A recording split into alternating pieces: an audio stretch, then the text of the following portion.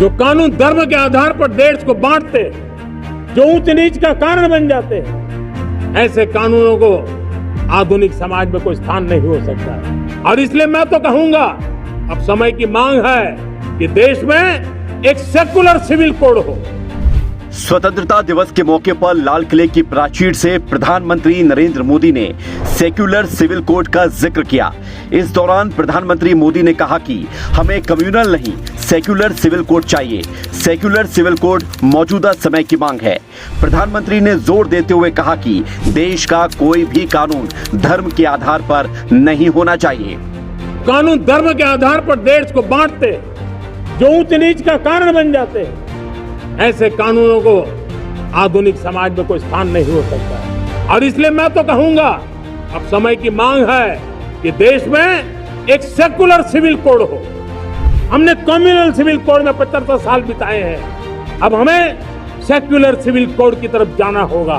और तब जाकर के देश में धर्म के आधार पर जो भेदभाव हो रहे हैं, सामान्य नागरिक को जो दूरी महसूस होती है, उससे हमें मुक्ति मिलेगी। किसी को उम्मीद नहीं थी कि लाल किले की प्राचीर से पीएम मोदी कुछ इस तरह का जिक्र भी कर सकते हैं। हर भारतीय, चाहे वो किसी भी धर्म, किसी भी जाति का हो, ये समझना चाहिए कि इस तरह के कानून की क्यों जरूरत है। भारत में धर्म के आधार पर अलग अलग कानून हैं। इन अलग अलग कानूनों के कारण सामाजिक ढांचा बिगड़ा हुआ है। इसी कारण से देश में लंबे समय से एक ऐसे कानून की मांग हो रही है जो सभी के लिए समान रूप से हो।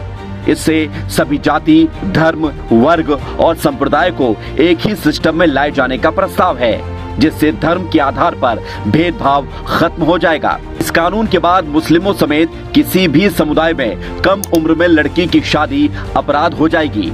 हिंदू, सिख और ईसाई के साथ साथ मुस्लिमों में तलाक के नियम एक जैसे होंगे। मुस्लिम महिलाएं भी हिंदू महिलाओं की तरह कहीं से भी बच्चा गोद ले सकेंगी।